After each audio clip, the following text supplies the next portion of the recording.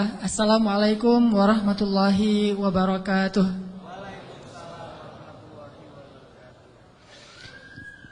Alhamdulillah, segala puji dan syukur kepada Allah Subhanahu wa taala. Senang sekali bisa ketemu lagi dengan teman-teman semuanya, para pemuda-pemuda kesayangan Allah Subhanahu wa taala, insyaallah. Amin. Salawat dan salam semoga terlimpahkan kepada Nabi besar Muhammad sallallahu alaihi wasallam. Allah Subhanahu wa taala berfirman, a'udzubillahi minasyaitonirrajim. Bismillahirrahmanirrahim. Wal 'asr innal insana lafi khusr illal ladzina amanu wa 'amilus shalihat wa tawassaw bil haqq wa tawassaw bis sabr. Pada dasarnya manusia itu dekat kepada kerugian, kecuali salah satunya adalah orang yang senantiasa mendengar nasihat-nasihat untuk memperbaiki dirinya. Salah satunya orang yang senantiasa mendengar nasihat-nasihat yang baik untuk menjadi lebih solih dan lebih bertakwa kepada Allah Subhanahu wa taala. Dan halaqah ilmu yang kita lakukan setiap pekan ini salah satu bentuk di antara nasihat-nasihat yang baik yang kita berbagi melalui majelis ilmu. Mudah-mudahan ini membuat kita tergolong di antara orang-orang yang qad aflahal mu'minun, orang-orang yang beruntung. Teman-teman, pada malam ini kita akan membahas seperti yang diposting di sosial media. Tadi juga disampaikan oleh MC kita, Buni. Kita membahas tema yang judulnya mungkin agak herei, agak kurang serius. Tapi insya Allah pembahasan kita pada malam ini insya Allah akan serius. Jadi saya tidak akan ketawa. Karena biasanya juga gak ketawa, teman-teman yang ketawa ya. Kita akan membahas tentang apa? Ayo bareng-bareng 1, 2, 3. Ini kayak acara kuis di TV ya. Kita membahas tentang, saya mau ngomongin judulnya agak-agak kurang chemistry ini sama saya mah. Kita membahas tentang kok gitu. Udah disampaikan tadi tentang intronya kayak gimana, bahwa kok gitu ini membahas tentang realitas hubungan kita dengan Allah. Tentang realitas hubungan kita dengan Allah. Yang kayak gimana? Ya gitu. Kita sering memuji-muji Allah dengan lisan kita, tetapi pujian kita itu enggak selaras dengan hati kita. Kita sering berzikir menyebut keagungan Allah dengan kalimat subhanallah, alhamdulillah, Allahu akbar, masya Allah dan seterusnya. Kita memuji Allah dengan pujian-pujian yang indah, tetapi seringkali pujian itu tidak ada di dalam hati kita. Sehingga saya suka menyebut ini dengan istilah zikir yang agak-agak gombal. Kalau kita ngegombal kepada manusia, kadang dia percaya gitu. Seorang suami ngegombal kepada istri, tulus nggak tulus dia nggak ngerti. Yang penting dia bahagia dengan kata-kata yang indah gitu. Bapak kamu titik kan gitu kan? Selalu kan bapak kamu kan ya. Standar gombal, raja gombal di TV. Bapak kamu tukang parkir ya gitu. Kok tahu? Pasti gitu tuh. Ya soalnya dia sudah memarkirkan hatiku kepadamu gitu. Cewek mungkin gak percaya kali, cuman dia senang aja dengan kata-kata kayak gitu kan. Atau mungkin ada juga yang percaya, karena dia ngelihat kita kayaknya wajahnya wajah polos, gak ada wajah tampang-tampang pembohong, apalagi playboy gitu ya. Wajahnya polos banget, ada jenggotnya gitu ya, insya Allah jujur kan. Asarus sujud, wah masya Allah. Bisa jadi kita cuma ngegombal, tapi dia nggak tahu karena manusia itu tidak tahu isi hati. Tapi kalau Allah Subhanahu wa taala A'udzu billahi minasy syaithanir rajim. Wa asirru qawlakum aw ijharu bih innahu alimun bidzatis sudur. Kan? Gimana kita mau gombal kepada Allah?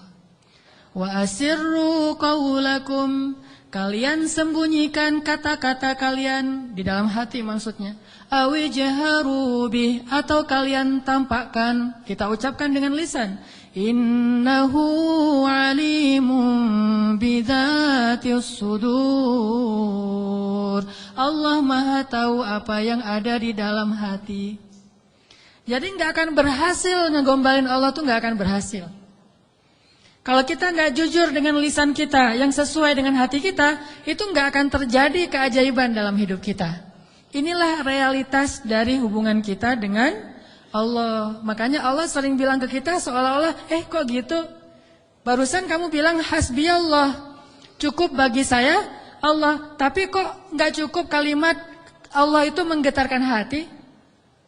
Padahal kalau orang bilang hasbiyallah, cukup bagi saya Allah, pas disebut nama Allah, udah selesai masalah dia gitu. Contoh, ada musibah.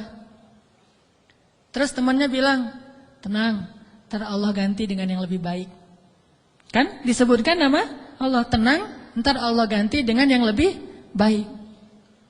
Oh ini ada doa nih, wakhluf li khairam minha, ya Allah beri saya ganti yang lebih baik. Apakah kata-kata ini cukup buat kita sehingga kita tenang? Sehingga kita tidak lagi terus-terusan dalam keputusasaan terhadap musibah-musibah yang kita hadapi. Kalau enggak, berarti kita gombal mengatakan hasbiyallah. Katanya hasbiyallah, kok enggak cukup sih Allah buat kita? Padahal Allah berfirman di dalam Al-Quran, innamal mu'minun,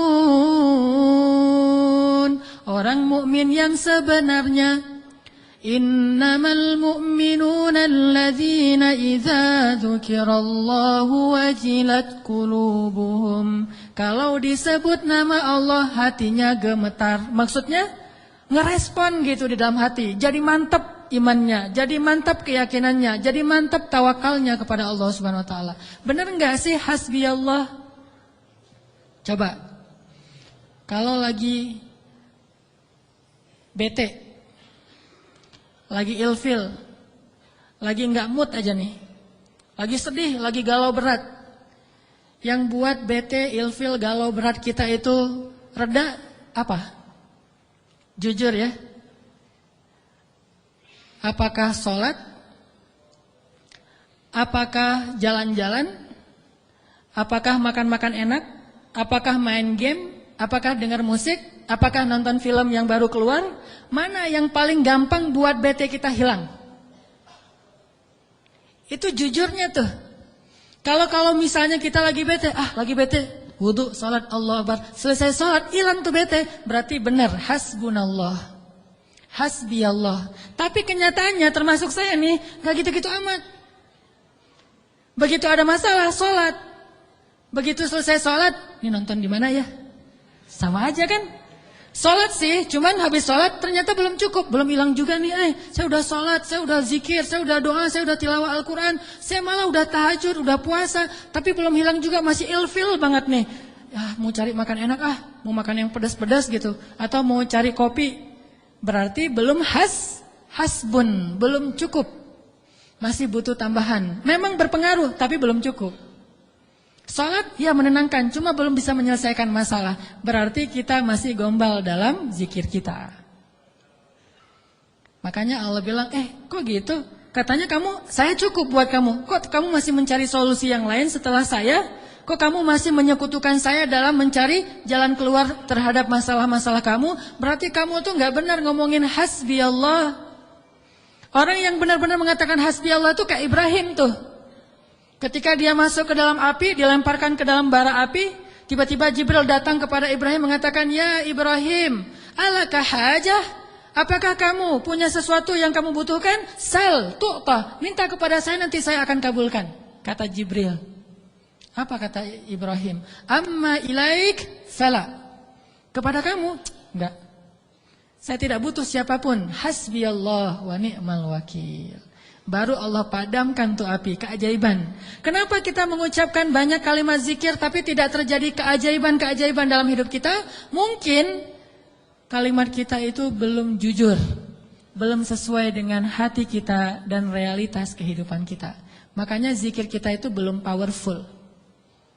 Harusnya zikir yang powerful itu begitu kita bilang hasbi Allah, api padam. Jadi kalau ada kebakaran, hasbi Allah, nggak butuh telepon pemadam kebakaran, selesai sudah.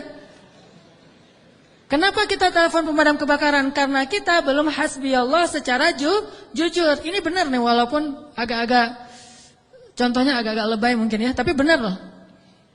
Kenapa? Kita ketika nggak usah api yang membakar rumah lah, nggak usah kebakaran, hal sepele aja. Masalah perasaan, masalah lapar. Bukankah Nabi mengatakan nanti makanan orang di akhir zaman adalah kalimat la ilaha illallah? Ini makanan orang di akhir zaman. Ketika muncul Dajjal, makanan kaum muslimin itu adalah la ilaha illallah. Begitu bilang la ilaha illallah, kenyang. Itulah orang yang selamat di masa Dajjal. Kira-kira kalau sekarang Dajjal keluar, kita selamat nggak? Cari tahunya gimana? Kalau teman-teman lapar, coba bilang la ilaha illallah. Lapar, masih lapar atau udah kenyang? Pasti masih lapar ya. Karena kita nggak menganggap Allah segalanya, hasbiyallah. Tapi nanti di akhir zaman ketika Dajjal muncul, Nabi mengatakan makanan mereka pada saat itu adalah zikir subhanallah, alhamdulillah, Allahu akbar, la ilaha illallah. Itulah makanan mereka. Begitu mereka bilang subhanallah, la haula wala quwata illa billah, langsung kenyang. Anaknya bilang pa lapar, bilang la haula wala quwata illa billah. La haula wala quwata illa billah, gimana? Udah kenyang. Ya itu. Itu benar-benar umat akhir zaman banget tuh. Kalau kita kayaknya bukan umat akhir zaman. Umat zaman edan. Kita ucapin la ilaha illallah masih lapar, sholat masih galau, udah zikir sekian ribu masih sedih, masih sakit hati. Kenapa? Karena kalimat kita itu belum jujur. Kok gitu kalimat kamu, kata Allah kepada kita. Karena Allah tahu isi hati kita. Wa asirru qawlakum aw jaharu bi innahu alimun bidzatis sudur. Seandainya kita jujur, Allah akan tunjukkan keajaiban yang luar biasa loh dalam hidup kita. Wa aufu bi'ahdi ufi bi'ahdikum wa iyaya farhabun. Kata Allah, jujur, tunaikan janjimu kepadaku, aku pasti akan tunaikan janjiku kepadamu. Dan kepadakulah kalian akan lari. Maksudnya, kepada Allah kita meminta pertolongan. Jadi kalau kita jujur sama Allah, Allah akan jujur sama kita. Kalau kita benar-benar mengatakan itu dengan yakin, Allah tidak akan mengecewakan kita sama sekali. Keajaiban itu akan terjadi dalam hidup kita. Sangat mudah urusan kita. Saya sendiri sering membuktikan ini. Dan sering benar. Kalau ada yang keliru, itu karena saya masih belum baik imannya. Misalnya, contoh sederhana mah, mau ceramah. Ceramah yang menurut saya paling beban adalah di sini. Di depan teman-teman semuanya. Kenapa? Karena saya selalu berharap ceramah sederhana saya itu benar-benar bisa menjadi suatu kebaikan yang bisa dibawa pulang oleh teman-teman sekalian. Pengen banget tidak mengecewakan. Jadi saya bukan perform untuk menghibur, tapi perform untuk memberi sesuatu yang kita cari bersama kan. Kita cari ilmu, kita cari iman, kita pengen datang ke majelis taklim itu pengen tajdidul iman, memperbaharui iman. Maksudnya pulang dari sini tambah yakin pengennya kan gitu ya. Pulang dari sini tambah semangat beramal soleh. Pulang dari sini semakin yakin untuk bergantung kepada Allah. Itu membuat saya terbeban. Ya Allah, jangan sampai penampilan saya buat mereka kecewa. Bukan karena pengen dielu-elukan ustadznya keren atau apa, enggak. Biar mereka tidak sia-sia waktunya datang ke sini. Terus gimana caranya? Saya akan berzikir. Salah satu zikir yang selalu saya baca, Rabbi syrah li sadri wa yassir li amri wahlul 'uqdatam min lisani. Dan wahlul 'uqdatam min lisani saya ulang berkali-kali. Kenapa? Saya khawatir saya tidak menyampaikan sesuatu dengan jelas dan baik sehingga teman-teman tidak memahami. Wa yassir li amri wahlul 'uqdatam min lisani yafqahuna qauli. Dan ternyata setelah membaca ayat atau zikir ini, Allah seperti memudahkan muncul terus saja materinya itu yang dulu udah lama dibaca, muncul lagi. Dan itu nggak dikonsep. Teman-teman bisa nanya kepada orang-orang dekat saya, teman atau istri saya jarang konsep materi ini, malam ini mau bahas ini, terus nyusun dulu, apalagi buat slide, itu bukan saya banget lah. Modalnya tuh benar-benar saya mengonsep materi, mencari bahan itu ketika saya di Mesir dulu. Itu masa-masa mencari bahan. Sekarang bukan masa mencari bahan, masa memahami realitas untuk menawarkan bahan ini loh. Dulu di Mesir nyari bahan, baca, dengerin terus saja selama 6 tahun. Sekarang diingat-ingat, yang mana ya? Yang ini. Oh ya, sampein. Artinya doa Rabbi syrah li sadri itu benar-benar memudahkan urusan. Termasuk kalau misalnya kita lagi ada masalah sama seseorang. Kita doa, ya Rabbi, mudahkan urusan saya. Mudah enggak? Kalau kurang mudah, berarti kita belum benar-benar jujur dalam kalimat kita kepada Allah. Jujur gimana? Kita yakin enggak sih Allah yang memudahkan urusan kita? Kalau kita yakin banget, Allah akan tunjukkan keajaiban yang luar biasa. Seperti cerita kemarin tuh. 2 orang yang saling berhutang kan? Yang satu memberi hutang dan bertanya, siapa saksinya? Kata yang berhutang, Allah saksinya, boleh enggak? Kata yang memberi hutang, oh boleh, Allah itu sebaik-baik saksi dan itu jujur, yakin gitu. Coba kalau kita lakukan itu sekarang, mungkin kita akan dikhianatin, akan dirugiin sama banyak orang. Kenapa? Karena enggak yakin banget kepada Allah SWT. Masih ada sedikit, setitik ragu. Ntar kalau dia bohong gimana? Bukankah ada Allah? Ntar kalau dia lupa gimana? Bukankah ada Allah? Ntar kalau dia berubah pikiran gimana? Bukankah ada Allah? Ntar kalau dia hilang tiba-tiba nggak membayar hutang gimana? Bukankah ada Allah? Bukankah ada Allah ini jarang kita ucapkan. Kita masih ragu walaupun kita mengatakan hasbiyallah, hasbunallah. Makanya jarang ngelihat keajaiban. Padahal kalimat itu kalimat-kalimat yang mukjizat, powerful. Sebagian mungkin pernah dengar cerita Imam Hasan Al-Basri. Tahu Imam Hasan Al-Basri? Salah satu ulama generasi tabi'in, generasi kedua. Ceritanya Imam Hasan Al-Basri ini pernah bikin seorang gubernur Baghdad namanya Hajjaj. Hajjaj ini gubernur yang sangat jahat, sering membunuh orang soleh, termasuk sahabat Nabi pernah dibunuh sama dia. Imam Hasan Al-Basri pernah bikin gubernur Hajjaj itu tersinggung. Kapan? Ketika Imam Hasan Al-Basri diundang ke rumah gubernur Hajjaj bersama beberapa ulama yang lain, beberapa tokoh masyarakat, diundang ke rumah barunya, istana gitu. Jadi Raja Hajjaj ini suka bikin istana terus pamer. Ngundang nih. Diundang orang-orang penting, minta semacam testimoni gitu, minta komentar. Jadi kalau bahasa kita mah ngeposting di sosial media, terus nunggu gimana menurut kalian. Jadi yang komennya tuh macam-macam ditungguin sama dia. Nanya ke setiap orang yang tamu yang diundang, gimana menurut kamu istana saya? Rata-rata mengatakan ini bagus, istana pertama yang saya lihat yang paling indah segala macam. Bahasa-bahasa memuji lah. Dan gak jujur. Begitu giliran Hasan Al-Basri, ya Syekh Hasan, gimana menurut Syekh tentang istana saya? Syekh Hasan mengatakan, saya sama sekali tidak tertarik dengan semua ini. Sesungguhnya apa yang ada di sisi Allah lebih baik daripada apa yang ada di sisi Anda. Ini ucapan Hasan Al-Basri. Karena lagi ada acara makan siang kayak gitu, banyak orang, Hajjaj menahan emosi. Dia tersinggung banget, marah sebetulnya. Akhirnya udah selesai obrol-obrolan, makan, pulang.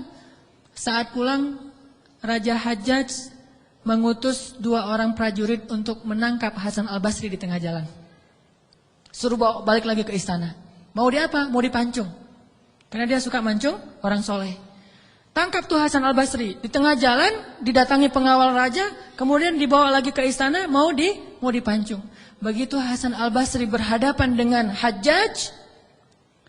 Hasan Al-Basri kemudian berdoa di dalam hatinya. Yang tadinya Hajjaj marah besar, pengen bunuh Hasan Al-Basri, pengen memancung Hasan Al-Basri, tiba-tiba pas ngelihat wajah Hasan Al-Basri, Hajjaj ini berubah seperti orang yang kena hipnotis. Tiba-tiba dia tersenyum, tiba-tiba dia jadi orang yang humble, hangat banget, langsung memeluk Hasan Al-Basri. Selamat datang wahai Syekh, selamat datang, duduk. Syekh, beri saya nasihat, terus dikasih makanan, minuman. Setelah itu dipersilakan pulang, dikasih kendaraan yang terbaik. Sampai akhirnya Hasan Al-Basri keluar dari istana. Ketika di tengah jalan pengawal-pengawalnya Hajjaj bertanya kepada Hasan al-Basri, "Ya Syekh, kami tadi diutus oleh raja menangkap Anda agar Anda dipancung karena raja tersinggung dengan obrolan tadi ketika makan siang. Dan raja dalam keadaan marah besar. Tapi begitu bertemu dengan Anda tiba-tiba dia berubah, jadi baik, jadi kasih sayang, jadi luluh, emosinya jadi reda. Apa yang Anda lakukan kepada dia? Apakah Anda punya sihir?" Kata pengawal. Kata Hasan al-Basri, "Saya tidak pakai sihir." "Terus apa?" "Saya sebelum bertemu dengan Hajjaj, tadi saya berdoa." "Apa doanya?" "Ya Rabbi, Engkaulah yang menggenggam hidupku. Kepadamulah aku berserah. Ya Rabbi, padamkanlah amarah di hati Hajjaj sehingga aku selamat sebagaimana Engkau mendinginkan api kepada Ibrahim sehingga dia selamat." Ini yang dibaca oleh Hasan al-Basri. "Ya Allah, padamkanlah amarah di hati Hajjaj sehingga aku selamat dari kezalimannya sebagaimana Engkau menyelamatkan Ibrahim dari api yang panas." Tiba-tiba Allah padamkan marahnya. Ini namanya zikir, doa powerful. Kenapa? Karena hati Hasan al-Basri itu benar-benar bergantung kepada Allah itu 100%, nggak ragu sama sekali. Gimana pun pengawalnya banyak, tidak membuat dia ragu kepada Allah. Allah lebih besar. Gimana pun kuatnya Hajjaj, tidak ragu kepada Allah. Allah maha kuat. Sehingga kalimat yang sesuai dengan hati, Allah tunjukkanlah keajaiban kepada Hasan al-Basri. Langsung luluh, langsung berubah dari marah menjadi sayang kepada Hasan al-Basri. Kenapa kita jarang melihat keajaiban? Karena ucapan kita itu belum selaras dengan hati kita, nggak yakin-yakin amat sama Allah. Sering bilang la haula wala quwata illa billah, tapi kita masih yakin ada kekuatan lain yang mempengaruhi hidup kita. Padahal kata Nabi kepada Ibnu Abbas, kalau semua orang berkumpul dan ingin menolong kamu, mereka tidak dapat menolong kamu kecuali dengan seizin Allah. Kalau mereka semua berkumpul ingin mencelakai kamu, mereka tidak bisa mencelakai kamu kecuali dengan ketetapan Allah. Allah, Allah, Allah, di tangannya lah segala kebaikan, di tangannya lah segala kerajaan. Tabarakalladzi biyadihil mulk wa huwa ala kulli syai'in qadir. Percaya enggak kita dengan ayat itu? Jawab dengan hati kita masing-masing. Kalau kita percaya, baru terjadi keajaiban dalam hati kita. Pernah menghadapi orang marah? Pernah? Sering kan? Siapa yang marah? Istri. Tahu gimana kalau istri lagi marah? Oh, belum tahu ya. Ya udah deh, ganti contoh. Orang tua deh, orang tua. Saya lupa aja nih kalau saya di hadapan para jomblo fisabilillah.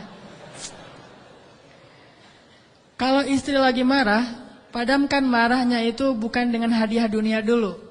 Itu buat kita ragu sama Allah dan mengandalkan materi. Pas marah, tunjukin mau ke Lombok, Bali, Jogja atau Maldives. Pasti dia pilih Maldives tuh. Pas dia pilih Maldives, kita nangis. Kenapa? Dananya nggak cukup. Makin marah dia tuh. Jangan nawarin materi dulu untuk meredakan marah seseorang, karena kita akan bergantung kepada materi itu. Ternyata ampuh, kalau dia marah saya kasih tuh brosur doang. Kalau lagi marah, nonton yuk. Pelan-pelan reda marahnya, berarti efektif. Nonton cukup bagi saya. Pas lagi marah, ada kafe baru loh, enak tuh makanannya, terutama tuh misalnya green tea-nya, milkshake tuh paling enak tuh se-Bandung. Reda marahnya, milkshake cukup bagi saya, kan? Bukan hasbi Allah, hasbiya milkshake. Kenapa bisa gitu? Karena ketika kita mau meredakan marah seseorang itu kita menggunakan materi. Atau menggunakan bahasa-bahasa ngegoda, ngerayu, gombal tadi. Tapi kan lama-lama agak-agak habis juga ya bahan menggombal ya. Harus buka. Jadi teman-teman bisa ke Gramedia mungkin beli buku dengan judul Kumpulan Gombal-Gombal Efektif. Udah teruji, banyak yang menggunakan gombal ini dan berhasil meredakan amarah. Mungkin, tetapi itu berarti kita tidak mendapatkan yang paling luar biasa, sehingga suatu saat kita akan kewalahan sendiri. Berapa sering kita bisa memberikan materi, memberikan brosur, memberikan kafe, memberikan nonton, memberikan hiburan, entertain segala macam. Berapa sering? Coba sesekali ketika menghadapi seseorang yang marah, andalkan Allah. Pas mau ketemu orangnya, ya Rabbi, ya Rabba Ibrahim, wahai Tuhan Ibrahim, padamkanlah amarah istri saya sebagaimana engkau memadamkan api bagi Ibrahim. Terus temuin, kalau masih marah, ya Allah astagfirullahaladzim, berarti saya belum jujur nih. Masih belum yakin sama Allah, istighfar lagi, ya Allah padamkan. Masih marah, ya Allah padamkan. Terus saja sampai yakin. Kalau kita yakin itu berubah loh, benar-benar berubah. Kalau enggak bisa langsung, bertahap, tergantung iman. Ada orang yang imannya baru redam amarah seseorang itu 1 jam, berarti imannya iman 1 jam. Ada yang setengah jam, ada yang 10 menit, ada yang begitu ketemu berubah langsung. Sampai orang yang marah itu juga terheran-heran. Kenapa ya? Saya tadi sebetulnya lagi sebel banget sama kamu, tapi pas ngelihat kamu jadi berubah, kenapa ya? Karena Allah. Ini mah masalah iman. Bukan masalah fasihnya mengucapkan hasbi Allah. Semua kita mah yang namanya hasbi Allah pasti fasih. Apalagi sadaqallah, itu paling fasih tuh.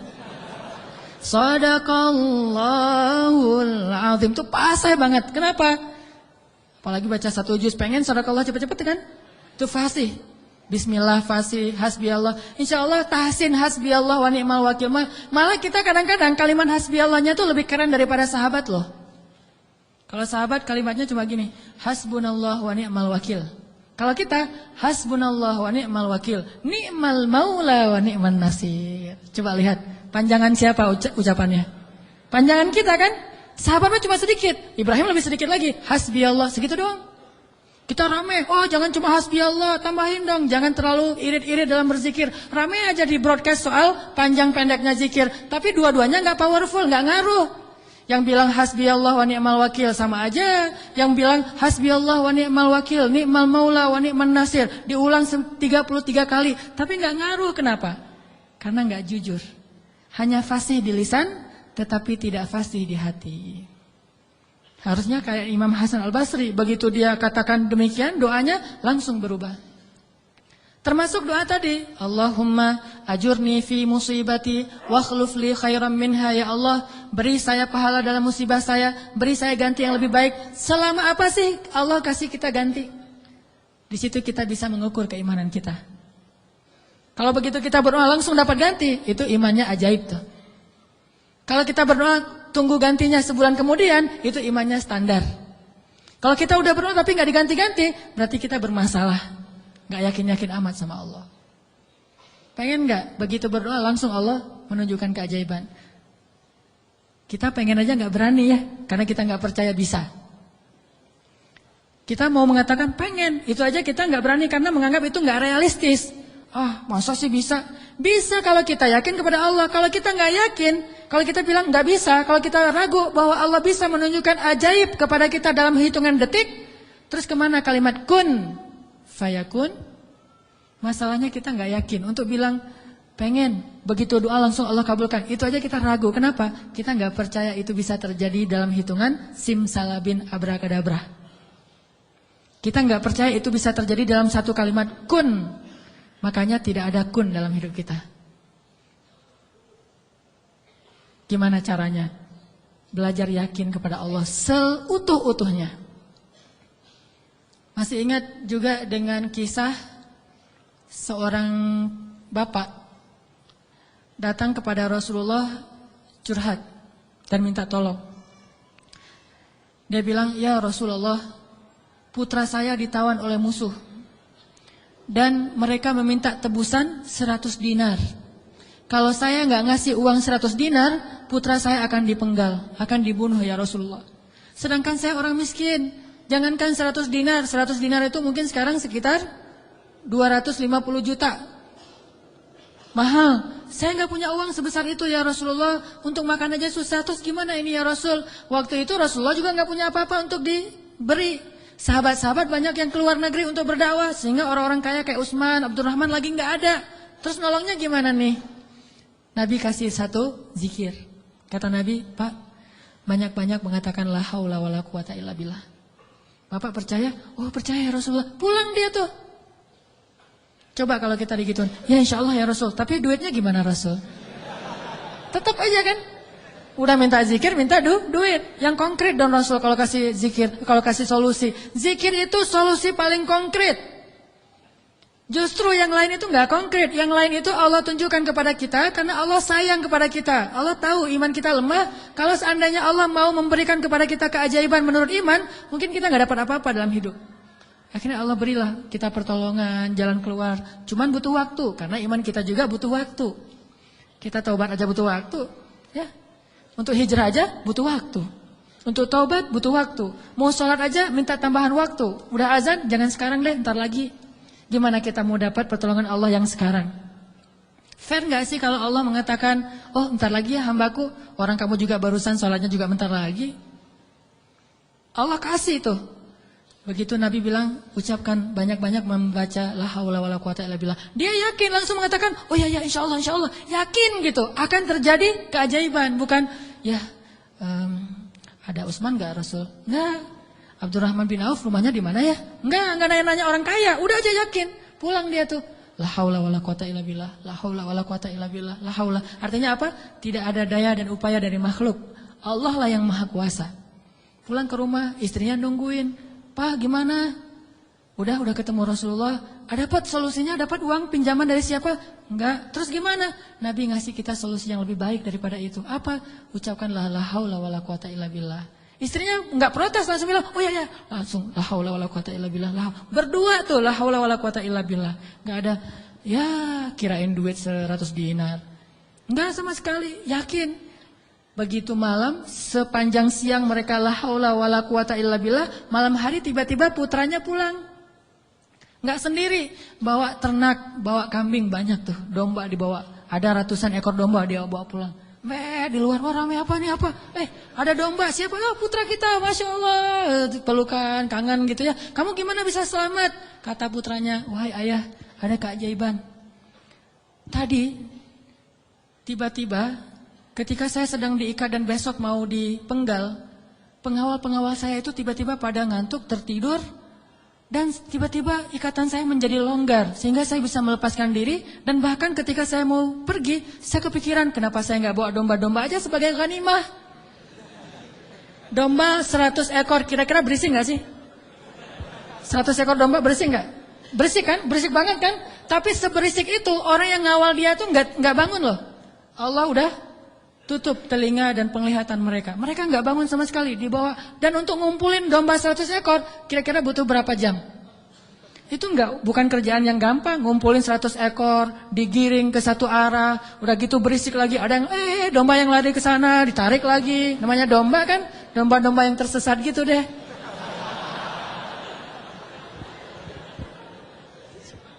Gimana coba? Tapi pengawalnya nggak bangun sama sekali sampai ke rumah. Pengawalnya mungkin belum bangun atau mungkin nggak akan bangun lagi kali. Ya, la haula wala quwata illa billah. Baru ayahnya sadar, Masya Allah, la haula wala quwata illa billah. Dan ini orang yang mengatakan ini nggak disebutkan namanya dalam riwayat. Kenapa? Saking nggak terkenalnya. Berarti orang biasa banget. Tapi orang biasa dengan keyakinan yang luar biasa, Allah akan tunjukkan keajaiban yang luar biasa. Jadi jangan bilang, itu mah Umar, itu mah Utsman, itu mah Abu Bakar. Ini nggak ada namanya malah. Cuma disebut ja'a rajulun, ada seorang laki-laki datang kepada Rasul. Gitu doang. Tapi Allah tunjukkan keajaiban yang luar biasa. Kenapa? Imannya. La haula wala quwata illa billah. Sehingga anaknya datang membawa domba, jadi kaya raya. Sama juga dengan cerita Fatimah bintu Rasulillah. Pasti tahu ceritanya. Karena Fatimah capek di rumah, gak ada pembantu, Ali sering berjihad, akhirnya dia ngurus anak sendiri, anaknya laki-laki lagi, namanya anak laki-laki, bukan bandel, emang dia aktif gitu. Akhirnya Fatimah ngerasa agak berat nih kalau harus ngurus semuanya sendiri, gak punya pembantu. Datanglah ke rumah ayahnya, ayah ya Rasulullah, ayah tahu keadaan rumah tangga saya bersama Ali. Ali orang yang sibuk bekerja, membela agama Allah, berdakwah, berjihad. Saya sendiri di rumah gak ada pembantu. Boleh gak minta seorang pembantu dari rumah ayah? Kan banyak pembantu Rasulullah yang jadi relawan tuh. Kata Rasulullah, ya Fatimah, mereka itu bukan pembantuku tetapi pembantu kaum muslimin. Jadi gak mau dikasih kepada urusan keluarga. Maka pulanglah Fatimah. Oh ya ayah nggak apa-apa, pulang nih bersama Ali, nggak dapat apa-apa. Nabi kan nggak enak hati, karena Nabi sayang banget dengan putrinya ini, putri kesayangan Nabi banget di antara putri-putrinya, Fatimah Az-Zahra. Akhirnya Nabi menyusul Fatimah ke rumahnya. Assalamualaikum, waalaikumsalam, dibukain pintu.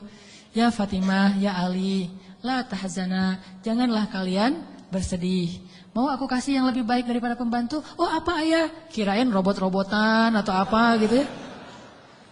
Pembantu yang dalam bentuk robot kan tinggal beli baterai aja tiap bulan atau dicas gitu. Apa ya ayah yang lebih baik daripada pembantu? Kita tahu, kata Rasulullah sebelum tidur, bacalah zikir ini, ayat ini, maka insya Allah itu lebih baik daripada pembantu. Mereka protes enggak? Enggak. Oh ya, sami'na wa ata'na. Diamalin tuh, enggak pernah tinggal.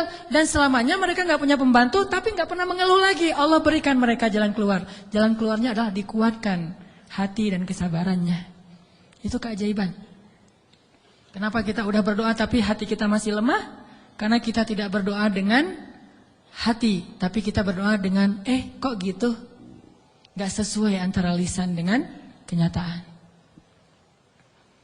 Ada lagi nih kisah yang mungkin sebagian teman-teman pernah mendengar bagaimana Rasulullah SAW pada malam perang Badar melakukan apa Nabi malam perang Badar teh?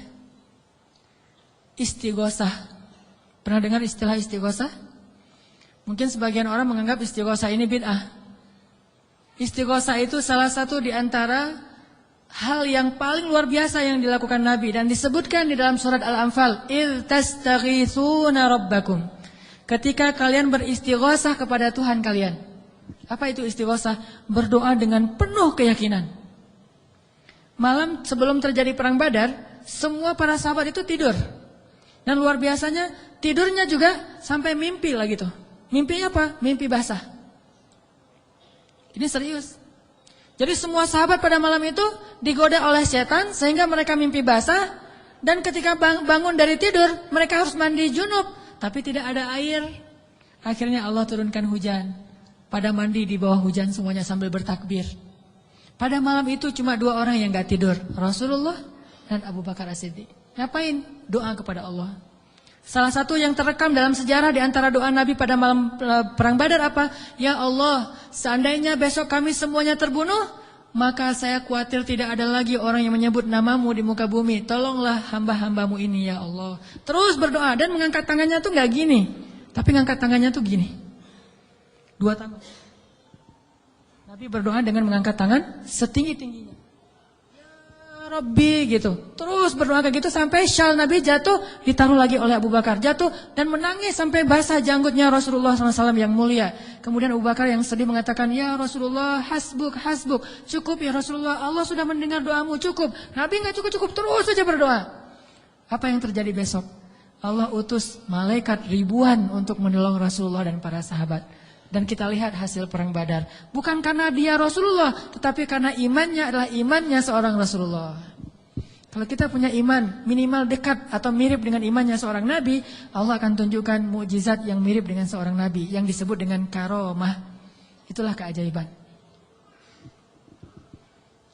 Jadi bukan mustahil. Kalau kita tidak pernah melihat keajaiban, itu pasti karena kita masih belum selaras antara lisan dengan hati kita. Masih ingat kalimat Nabi ditodong dengan pedang, dihunuskan pedang, lagi istirahat di bawah pohon. Nabi lagi istirahat nih. Tiba-tiba datang orang Badui, orang kafir, menghunuskan pedang di leher Nabi. Dan itu benar-benar mau membunuh Nabi. Nabi seorang diri, sahabat jauh. Terus laki-laki itu mengatakan, ya Muhammad, sekarang kamu sendiri. Kalau saya akan membunuh kamu sekarang, siapa yang bisa menolong kamu? Rasulullah dengan tenang dan mantap mengatakan Allah. Kalimat Allah itu membuat laki-laki tadi gemetar dan jatuh pedangnya. Coba, ini kalimat Allah kayak gimana? Coba kita ucapkan Allah, ada yang gemetar enggak? Allah, apaan? Apaan? Enggak dengar? Ya. Biasa aja. Jadi kalau ada musuh, misalnya kita lagi marahan nih di jalan, ada orang yang marah, pengen ngancam kita, Allahu Akbar. Dia langsung gemetar gitu, langsung tunduk, langsung gak bisa berdiri. Berarti ini Allahu Akbar kita ini udah benar-benar powerful. Tapi kenyataannya kan gak pernah kan. Kita bilang Allah terus orang gemetar gara-gara kata-kata kita. Rasul bisa kayak gitu loh. Jadi kalimatnya sama yang kita ucapkan dengan yang Rasulullah ucapkan, tetapi hatinya beda. Nabi mengatakan, Allah gemetar tangannya, jatuh pedangnya, diambil oleh Nabi. Dihunuskan ke leher orang itu. Nabi bertanya, sekarang kalau saya mau membunuh kamu, siapa yang menolong kamu? Kata dia, engkau wahai Muhammad. Cuma engkau yang bisa menolong saya dan menyelamatkan saya. Akhirnya Nabi membiarkan dia pulang, dan dia akhirnya pulang dalam keadaan selamat dan menyebarkan agama Islam kepada kaumnya. Jadi sesi pertama ini kesimpulannya apa? Salah satu di antara sebab tidak banyak terjadi keajaiban dalam hidup kita karena iman kita belum ajaib. Insyaallah nanti habis sholat isya saya mau sharing kisah-kisah yang menurut saya lebih powerful untuk jadi pelajaran buat kita dalam berdoa, berzikir dan memohon pertolongan Allah Subhanahu wa taala insyaallah. Oke, teman-teman sekalian, tadi kita sampai kepada beberapa kisah tentang gimana menyelaraskan antara lisan dengan hati kita sehingga bisa terjadi banyak keajaiban dalam hidup kita. Ini kisah-kisah yang tadi kita dengar adalah bukti gitu. Orang kalau selaras antara lisan dan hatinya pasti terjadi keajaiban. Kalau ketika kita berdoa hati kita yakin seutuhnya kepada Allah, pasti Allah nggak akan ngecewain kita, nggak mungkin. Allah itu nggak mungkin mengecewakan kita. Allah sendiri kok yang berjanji, wa idza sa'alaka ibadi anni fa inni qarib ujibu da'watad da'. Itu Allah yang bilang, ujibu da'watad da'. Aku tuh dekat. Artinya berharaplah kepadaku gitu. Dan aku akan mengijabah setiap orang yang meminta kepadaku.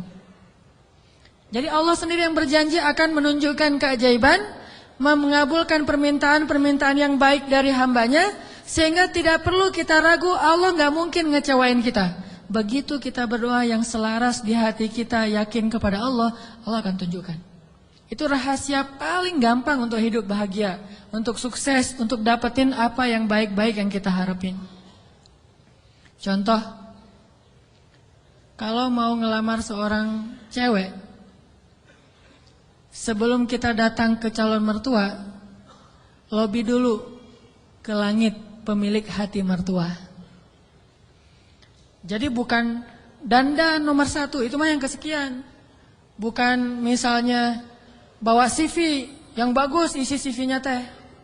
Kalau perlu tanggal lahirnya diedit, biar gak terlalu ketuaan gitu ya. Cuma diedit 1 angka doang, angka terakhir yaitu tahun. Kemudian pekerjaan, wira swasta. Kan sekarang wira swasta mah keren ya, pengusaha gitu ya. Walaupun wira swastanya masih baru merintis lah. Saya mah gak mau terlalu makin jelek nanti. Wira swasta, jualan apa misalnya, apa aja lah. Apa aja dijual gitu. Yang penting tidak menjual harga diri.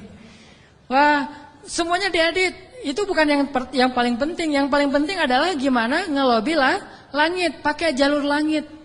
Minta kepada Allah yang menggenggam hati. Begitu di depan pintu pagar, la haula wala quwata illa billah. La haula sampai 100 kali. Kenapa 100 kali? Sampai yakin banget ya Allah yang menentukan hati seseorang hamba. Bisa dibolak-balik. Bisa jadi awalnya si calon mertua ini udah punya calon sendiri buat anak yang perempuannya. Mungkin lebih tajir, mungkin lebih keren, mungkin lebih berewokan, lebih nyuna gitu ya. Kita mah seadanya, udah pakai wak doyok juga belum tumbuh-tumbuh. Ya gimana, udah begitu takdirnya kan, terimalah kenyataan. Akhirnya orang tua, calon mertua tadi yang udah punya rasa srek kepada yang lain, tiba-tiba berubah pas ngelihat kita. Wah ini nih calon menantu saya nih. Kita baru mau ngomong, udah tenang aja. Kamu bukan hanya akan saya berikan anak saya, juga domba-domba gitu ya. Kan la haula wala quwata illa billah. Dikasih modal nikah, dikasih mahar, disiapin semuanya, dimudahin banget. Kenapa? La haula wala quwata illa billah. Itu lebih penting daripada mahar, lebih penting daripada bawa kendaraan apa walaupun minjem, lebih penting dari apapun, lebih Allah dulu pemilik segala hati hamba. Itu berlaku banget. Jadi kalau selama ini masih belum beruntung, berarti kuranglah haula wala quwata illa billah. Tips supaya mengakhiri masa jomblo, yakin sama Allah, banyak-banyaklah haula wala quwata illah, dan berani datang kepada calon. Kalau kata seorang pelawak,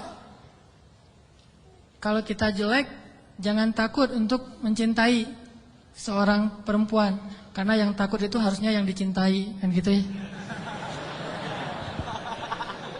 Kita mah nggak usah takut, yang dicintai yang takut. Yang datang ke saya kok wajahnya gini. Tapi itu mah cak lontong. Jarine cak lontong. Oke. Sama juga kalau misalnya seorang istri pengen membujuk suaminya. Membujuk ngapain nih? Membujuk tambahan saldo. Ini udah akhir bulan nih, tanggal 31, pakailah haula wala quwata illa billah. Itu ngaruh banget. Sambil senyum, sambil la haula wala quwata illa billah. Oh, ngerti mah, besok ditransfer gitu ya. Enggak usah bilang, "Pak, uang bulanan," enggak usah. Bilang aja la haula wala quwata illa billah. Lobby Allah sehingga dia jadi sayang sama kita, dikasih lebih. Jalan ke mall, lobby Allah supaya dia sayang sama kita, dikasih lebih. Jadi dibeliin apa. Ini semuanya karena kita yakin sama Allah yang Maha Kaya. Saya pernah dulu di tablik. Awal-awal saya dulu hijrah dari hidup gak jelas menjadi agak jelas. Saya waktu SMA juga masih belum jelas. Suka sama cewek tapi gak pernah disukai. Mungkin saya mirip dengan kata-kata Cok Lantong tadi kali ya. Suka, alhamdulillah gara-gara saya gak diterima, akhirnya saya gak pernah pacaran. Itu bukan karena saya gak mau pacaran, karena nasib aja. Jadi akhirnya gak bisa pacaran. Nah, pas sudah jelas gara-gara datang jamaah tablik berdakwah di sekolah saya, akhirnya saya masuk ke tablik yang khuruj 3 hari, 40 hari. Di tablik itu ada pelajaran tauhid yang menurut saya bagus ya, inspiring gitu. Kalau kita lagi makan nih, kan makannya tuh rame-rame tuh, pakai talam gitu kan, makan rame-rame. Terus ada petugas khidmat namanya yang ngasih-ngasih lauk, nasi, ikan segala macam. Jadi SOP di tablik, kalau kita lagi makan, mau minta tambahan makanan, nasi, ikan atau lauk, itu nggak boleh minta kepada yang khidmat.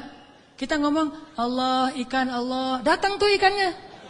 Wah, ini ikan, Masya Allah, Allah kasih datang ikan. Di situ belajar tauhid tuh. Ternyata kuahnya kurang, Allah, kuah, Masya Allah, kuah, Masya Allah. Datang tuh kuah tuh.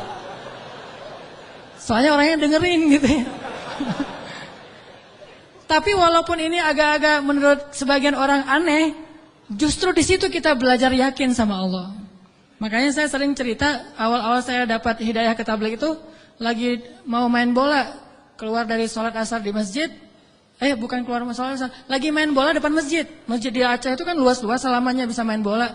Ada orang main bola, ada sapi yang lagi ngerumput, karena saking luasnya halaman masjid. Udah gitu, lagi main bola dipanggil sama seorang jamaah tabligh dari Pakistan. Dia nyebutnya Maulana gitu. Orang tabligh kan kalau udah level ilmu tertentu disebut Maulana. Maulana ini manggil saya, come here gitu. Saya datang. Saya waktu itu masih anak muda gak jelas gitu. Duduk di sebelah dia tanya. Dia tunjuk-tunjuk ke langit gitu. Gak bisa bahasa Indonesia. Saya bilang, kenapa? Oh, langit. Saya bilang, langit Allah cipta, kata dia. Terus tunjuk ke pohon. Saya bilang pohon Allah cipta. Dia tahu bahasa Indonesia cuma satu kalimat, Allah cipta. Pohon Allah cipta. Saya tunjuk anak-anak, dia nunjuk anak-anak. Oh, orang Allah cipta. Itu aja selama setengah jam. Begitu setelah setengah jam Allah cipta, tiba-tiba saya ngerasa kayak ada yang masuk ke dalam hati saya tuh sejuk banget. Saya langsung pergi wudhu, saya sholat kayak orang dihipnotis gitu. Sholat asar sendiri, udah selesai sholat asar sendiri, dia temukan dengan tabligh yang ada di situ, orang lokal, masuklah saya ke tabligh, khuruj 3 hari. Pulang ke rumah, saya dianggap orang aneh oleh orang tua saya. Wah, kamu gak boleh ke masjid lagi, kenapa? Kamu sekarang aneh. Aneh apa? Udah rajin ke masjid. Rajin ke masjid aneh dulu teh. Orang tua kan takut ke jaring aliran apa mungkin yang mau jadi pengantin, bom bunuh diri atau apalah, takut. Terus saya mulai pakai jubah waktu itu, jubah putih, sorban putih. Begitu saya lewat depan tetangga ada anak kecil lagi main, dia bilang, mak, malaikat lewat gitu. Aduh, saya malaikat gitu, luar biasa. Ini artinya belajar yakin. Kalau di beberapa dakwah itu benar-benar bab la ilaha illallah ini benar-benar kurikulum paling penting dan ini yang harus kita pelajari. Kalau kita ngandelin Allah banget dalam segala urusan, la yudayya'anallah, itu intinya. Allah nggak akan ngecewain kita. Manusia bisa banget ngecewain kita, bukan karena dia jahat. Kadang dia nggak ngecewain kita karena emang dia nggak mampu untuk memuaskan dan membahagiakan kita. Bukan karena dia pengkhianat. Seorang istri, seorang suami kadang mengecewakan kita bukan karena dia nggak sayang sama kita, tapi dia nggak mampu memenuhi semua kebutuhan kita. Dia terbatas. Dan justru juga banyak orang yang sengaja ngecewain kita karena dia jahat, tapi ada juga orang baik ngecewain karena dia nggak mampu. Tapi Allah Maha baik dan Maha mampu. Bukan cuma Maha baik. Kalau baik doang nggak mampu, ya apa bisa kita lakuin kan? Tapi kalau baik dan mampu, nggak ada batas. La haula wala quwata illa billah. Keajaiban-keajaiban yang luar biasa terjadi dalam hidup kita kalau kita mengandalkan Allah, selaras antara lisan dengan hati kita. Saya pengen nanya ke teman-teman. Teman-teman pernah lupa? Sering ya? Lupa apa misalnya? Lupa diri. Kadang kita perlu lupa. Ngelupain mantan. Baper ya. Karena lupa ini adalah solusi. Melupakan mantan itu benar-benar solusi yang paling konkret. Karena kalau nggak bisa lupa kita nggak bisa move on. Dan kalau nggak bisa move on kita nggak bisa ketawa. Kalau nggak bisa ketawa kita nggak bahagia. Pernah lupa kan? Lupa pelajaran, lupa ayat Al-Quran. Kayaknya kalau lupa ayat Al-Quran sering nih, terutama di juz-juz di tengah. Soalnya belum hafal. Jadi pasti lupa. Kalau teman-teman lupa, apa yang teman-teman lakukan? Hah? Kalau lupa gimana? Diingat-ingat. Diingat-ingat. Berapa lama butuh waktu untuk sampai ingat lagi? Kadang cepat, kadang lama ya. Ada tips dari ulama Al-Azhar. Setiap kita ujian di kampus di Al-Azhar itu selalu ulama tuh syekh, doktor, profesor masuk ke ruang-ruang kelas kita bilang gini, ya abnai, wahai anak-anakku. Ini indahnya ujian di Mesir itu gitu. Bukan cuma ujian tulis, tapi dapat nasihat lagi mau ujian. Nasihatnya jangan nyontek ya, bukan. Nasihatnya apa? Ya abnai, panggilannya lembut, wahai anak-anakku. Kalau nanti kalian mau kerjakan soal, jangan lupa bismillah. Kalau kalian lupa, jangan lupa.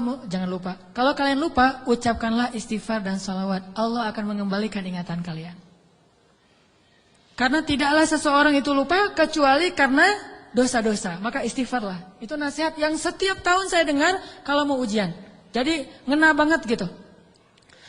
Akhirnya saya praktekkan tuh.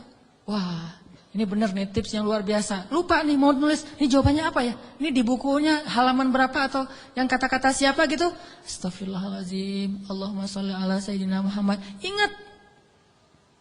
Kadang-kadang juga nggak ingat sama sekali, udah berkali-kali sholawat. Soalnya bukunya belum saya baca. Wah ini nggak ingat-ingat ini.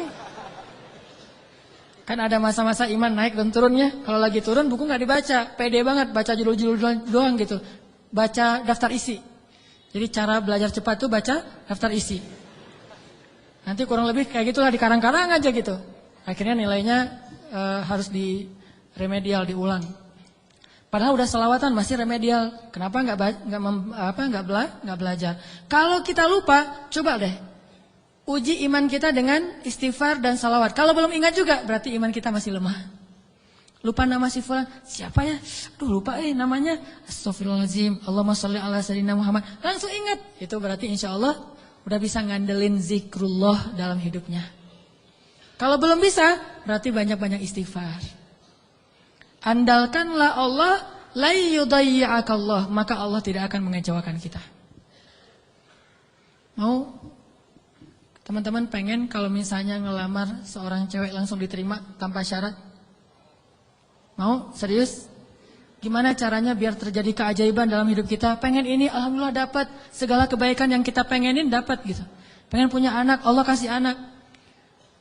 Ya Rabbi, wahana al-'azmu minni, washta'ala ar-ra'su shayba, walam akun bidu'aika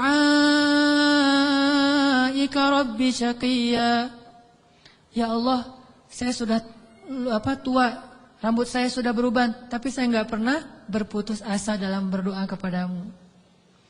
Fahabli min ladunka waliya yarithuni wa yarithu min ali Yaqub waj'alhu rabbi radiyya. Langsung Allah bilang, ya Zakaria, inna nubashshiruka bi ghulam ismuhu Yahya lam naj'al lahu min qablu samiyya. Ya Zakaria, langsung Allah kasih jawaban. Bergembiralah Zakaria, kamu akan punya anak laki-laki dan namanya saya yang kasih nama, bukan kamu yang cari di Google. Saya kasih nama, siapa namanya ya Allah? Yahya, dan tidak ada anak seperti dia sebelumnya. Solehnya luar biasa. Wa hananan min ladunna, anakmu itu hanan banget, kata Allah. Apa itu hanan? Lemah lembut.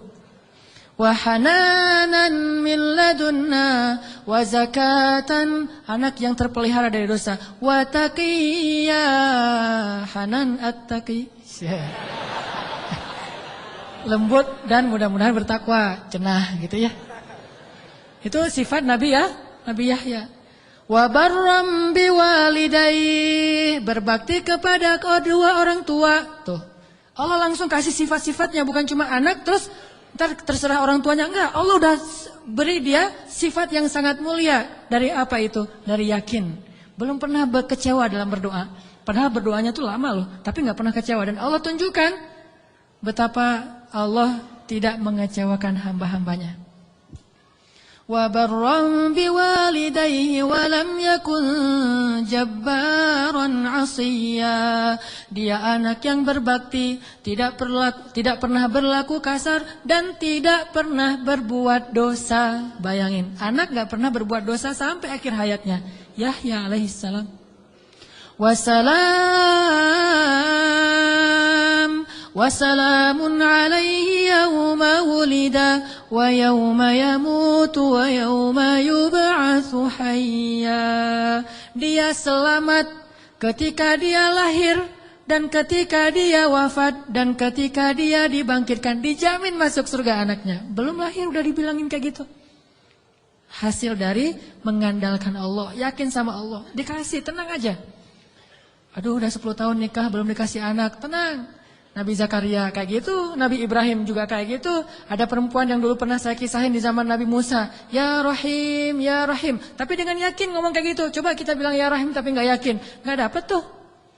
Takdirnya gak akan punya anak, tapi karena dia ya Rahim terus, tiba-tiba Allah mengubah takdir. Sesungguhnya rahmatku lebih luas daripada takdir. Andalkan Allah. Gimana caranya biar kita dapat keajaiban? Buat Allah percaya sama kita. Itu tips yang paling penting. Buat Allah percaya sama kita. Kalau Allah udah percaya, udah selesai. Kalau Allah udah radhiyallahu an, Allah udah ridha, Allah udah percaya, Allah udah mengatakan kita siddiqun. Apa itu siddiq? Orang yang benar. Berarti Allah akan tunjukkan banyak sekali kebaikan dan keajaiban dalam hidup kita. Buat Allah percaya sama kita. Sehingga Allah menyebut kita orang yang benar. Ulaika humus shadiqun. Dia itu orang yang benar. Wadhkur fil kitabi Ibrahim innahu kana siddiqan nabiyya. Ibrahim itu hambaku yang siddiq. Wadhkur fil kitabi Idris innahu kana siddiqan nabiyya. Hambaku Idris itu adalah hamba yang siddiq. Makanya Allah tunjukkan banyak keajaiban. Idris meninggalnya di mana? Wa rafa'nahu makanan 'aliyya. Kami angkat Idris ke tempat yang tinggi, yaitu ke langit kelima. Jadi ceritanya malaikat maut datang kepada Idris, pengen nyabut nyawa Idris. Kata Idris, wahai malaikat maut, jangan cabut nyawa saya sekarang. Terus gimana? Saya minta waktu gitu. Akhirnya malaikat maut ini mengatakan, saya tidak bisa memberi kamu waktu. Kalau perlu kamu naik aja ke langit. Begitu dia naik ke langit 5, kata malaikat maut, disinilah ajalmu. Sehingga Nabi Idris itu meninggalnya bukan di bumi. Kuburannya itu bukan di tanah, kuburannya itu di langit. Satu-satunya manusia yang diwafatkan di langit adalah Idris. Sedangkan Isa belum wafat. Kalau Idris diangkat ke langit dan diwafatkan, Isa diangkat ke langit dan Allah biarkan sampai nanti akan datang kembali di akhir zaman. Kalau Idris wafat, cuma wafatnya di langit. Coba, keajaiban. Kenapa? Innahu kana siddiqan. Karena dia siddiq, Allah percaya, Allah kasih dia keajaiban. Begitu juga dengan Ibrahim. Gimana cara Ibrahim buat Allah percaya sama Ibrahim? Sehingga ketika Ibrahim dalam keadaan terdesak, Allah kasih keajaiban. Ya nar, kuni bardan wa salaman ala Ibrahim. Wahai api, jadilah kamu sejuk dan selamat bagi Ibrahim. Langsung sejuk, apinya membara-bara sampai kayu bakarnya habis, tapi Ibrahimnya dalam keadaan selamat. Kayak di ruang AC. Kenapa? Karena Allah udah percaya sama hatinya Ibrahim. Gimana cara Ibrahim membuktikan dan membuat Allah percaya kepada dia? Nabi Ibrahim membuktikan itu di waktu-waktu yang sulit, bukan di waktu yang mudah. Jadi bukan hanya dengan sholat Allah akan percaya sama kita. Tapi ketika kita dapat masalah, siapa yang kita andalkan? Kalau kita mengandalkan Allah dan senantiasa kayak gitu dalam kesabaran, tidak berputus asa kepada Allah, yakin Allah gak akan ngecewain kita, Allah akan percaya sama kita. Dan saat Allah percaya, Allah tunjukkan keajaiban. Nih kisah Ibrahim yang luar biasa yang dulu sering kita baca. Ibrahim itu by the way orang mana? Orang mana Ibrahim teh? Orang Irak. Ibrahim aslinya dari Irak. Dari Basrah. Mirip dengan Imam Hasan al-Basri, Basrah. Jadi Ibrahim itu orang Irak. Lalu berdakwah di Irak di usia 17 tahun tuh udah mulai kayak kita lah, anak ABG tapi udah hijrah. Hijrah pemikiran tapi bukan hijrah dari dosa kepada yang baik. Hijrah pemikiran. Dari awalnya mikirnya macam-macam, agak liar gitu. Wah ini Tuhan saya, yaitu matahari. Ini Tuhan saya, yaitu bulan. Ini Tuhan saya, yaitu bintang. Kan liar ya. Sampai akhirnya ini semuanya tenggelam. Tuhan saya adalah pencipta semua ini. Dan di usia segitu beliau ditaruh di dalam api dan yakin banget kepada Allah. Dia punya seorang ayah namanya Azar. Azar ini seniman nyeleneh. Kalau seniman doang masih mending kan? Ini udah seniman nyeleneh. Kalau seniman doang dia dengan artnya, dengan seninya itu hak dia. Tapi ketika dia nyeleneh, gimana? Dia membuat patung lalu menyuruh orang untuk menyembah patung buatannya. Dan dia juga tokoh agama yang ngajarin cara nyembah patung buatannya, ngajarin doa-doanya, sehingga orang menyembah patung buatan Azar. Lalu dia punya kedudukan di sisi rajanya, Namrud. Sehingga ketika anaknya berdakwah di sana, kedudukan Azar ini terancam, akhirnya dia diusir. Ibrahim diusir dari Irak, disuruh pergi atau dibunuh. Akhirnya berangkatlah Ibrahim bersama 2 orang. Satu istrinya yang terkenal sangat cantik. Sampai para ulama mengatakan, belum pernah Allah menurunkan seorang wanita cantik di muka bumi secantik Sarah. Itu perempuan paling cantik yang pernah ada di muka bumi. Kalau yang paling sempurna, Asia, Maryam, Khadijah, Fatimah. Tapi kalau yang cantiknya kayak Nabi Yusuf, itu Sarah tuh. Kalau laki-laki ganteng, Yusuf. Kalau perempuan cantik itu Sarah. Simbol kecantikan perempuan di muka bumi. Bukan siapa yang di Mesir teh? Cleopatra. Cleopatra kalau di film-film mah agak-agak hitam ya. Kurang menurut saya mah.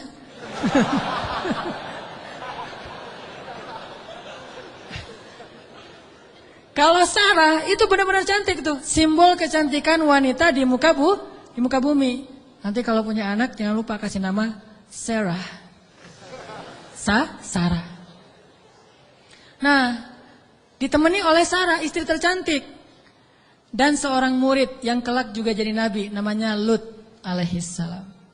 Lut masih muda, masih ABG, baru belajar kepada Ibrahim. Jalan nih bertiga dari Irak menuju ke Palestina. Di tengah jalan lewat Mesir, Raja Mesir jatuh cinta kepada Sarah, namanya juga cewek cantik. Untung gak ada adegan ngiris tangan kayak Yusuf ya. Ngelihat Sarah, wah gitu. Enggak. Karena dia bukan nabi. Tapi cantik banget. Sampai raja aja yang di Mesir banyak cewek cantik. Tapi masih jatuh cinta kepada Sarah. Saking cantiknya Sarah. Begitu tahu Sarah adalah istrinya Ibrahim. Akhirnya raja jadi segan. Gak berani. Soalnya Ibrahim terkenal dengan kebijaksanaannya. Kearifannya. Ilmu yang luas. Sehingga lama-lama malah rajanya merasa takjub kepada Ibrahim. Karena tahu ilmu Ibrahim yang sangat banyak, ini menurut sebagian riwayat. Ini riwayat yang terakhir saya baca, ternyata yang paling kuat. Akhirnya raja ini menitipkan salah satu putrinya kepada Ibrahim yang kita kenal dengan nama Hajar. Ternyata Hajar itu menurut sebagian ulama, ini penelitian terakhir, bukan budak Mesir. Hajar itu putri raja. Raja ini punya puluhan anak dari banyak istri karena mereka tidak ada syariat, tidak ada 1, 2, 3, masna wa thulatha wa ruba'. Adanya asyarah, isyrun, salasun, 10, 20, 30. Istrinya banyak gitu. Sehingga anaknya ratusan. Salah satu di antara anaknya yang perempuan, putrinya namanya Hajar. Dan Hajar ini putri kesayangan Raja Mesir. Dititipin kepada Ibrahim untuk jadi apa? Nyantri di rumah Ibrahim, belajar kebijaksanaan dari Ibrahim. Dititipin nih. Hajar juga cantik. Tapi tetap Sarah paling cantik. Berangkat ke Palestina, berempat. Ibrahim, Hajar, Sarah, Hajar dan Lut. Sampai di Palestina sekian tahun, Ibrahim gak dikaruniai anak dari Sarah. Akhirnya Sarah karena merasa tidak tega kepada suaminya dan suaminya sangat menginginkan anak laki-laki untuk meneruskan dakwahnya, Sarah nawarin kepada Ibrahim, Kang Ibra, wes. Kang Ibrahimovic kalau orang ini ya, kalau bola teh. Kang Ibra. Apa Neng? Ini Akang serius mau punya anak? Ya serius satu Neng. Siapa juga yang gak mau punya anak? Ini mah kalau disundakan. Gimana kalau Akang nikah lagi? Tuh Neng jangan canda tuh Neng. Gitu. Malu-malu gitu ya. Ini senang dicerita yang gini-gini nih. Padahal saya bukan mau ngomongin ini ya tentang la haula wala quwata illa billah, cuman agak-agak banyak gimmicknya. Jangan bercanda, udah nggak usah ngomong yang gitu-gitu, nggak lucu. Ini emang nggak lucu kan, serius. Sambil menitikkan air mata, enggak. Terus maksudnya gimana? Gimana kalau dengan Hajar? Hajar udah belajar lama dengan Ibrahim dan udah ketahuan oleh Sarah Hajar ini perempuan yang soleha, yang baik, yang bijaksana, cocok insya Allah untuk Ibrahim dan dia lebih muda jauh. Akhirnya Nabi Ibrahim meminta petunjuk dari Allah. Kalau di kita mah sholat galau teh istikharah, sholat galau dulu. Kalau dulu Nabi Ibrahim minta petunjuk Allah, akhirnya Allah menyetujui. Ya udah Sarah, udah dapat petunjuk dari Allah. Gimana jawaban Allah? Ya aku sih terserah kamu. Atau aku sih yes, nggak tahu kalau kamu gitu ya. Ya udah kalau Mas Anang yes, saya juga yes gitu. Akhirnya yes, nikah nih sama Hajar. Udah nikah sama Hajar, langsung Hajar mengandung anak Ismail. Maka kami berikan kepada dia Ismail, anak yang ghulaman halima, anak ghulamun halim, anak yang sangat lemah lembut dan cerdas dan perasaannya peka gitu. Itulah Ismail. Sangat sabar. Punya Ismail kecil, namanya calon nabi kan ganteng. Nih by the way lagi ya, gak ada nabi yang jelek. Semua nabi itu keren. Maka insya Allah dai-dai juga para pewaris Nabi harus keren. Ini maksudnya apa sih? Nabi itu semuanya keren gitu ya. Jadi jangan pernah ngebayangin ada Nabi yang biasa-biasa aja, tua, jelek. Semua Nabi itu keren-keren karena dia dutanya langit. Kita duta produk aja cari artis yang paling keren kan? Apalagi Allah nyari dutanya langit. Keren. Ismail kecil tuh udah luar biasa. Aura kenabiannya tuh udah kelihatan. Sehingga akhirnya membuat Sarah, ini mungkin ada benarnya juga. Kata orang dulu, kalau pengen punya anak, maka suaminya suruh nikah lagi, punya anak, nanti kepancing. Yang pertama akan punya anak. Ternyata Sarah akhirnya hamil juga kan. Nah Ismail kecil, Ibrahim senang banget punya anak laki-laki. Digendong-gendong kayak Nabi Muhammad aja, naik ke atas punggungnya, dibawa kemana-mana, dibangga-banggakan kepada orang. Ini anak saya laki-laki, Ismail anaknya Hajar segala macam. Dan banyak tetangga memuji-muji Hajar. Nah ini nih, masalahnya bukan di suami istri tapi di tetangga. yang bikin istrinya cemburu.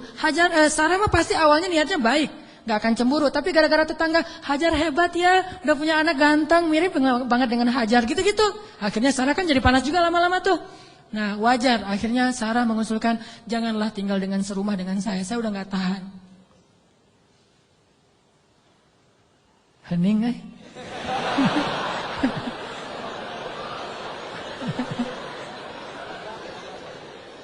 deg-degan dengan kayak gini, kayak film horor.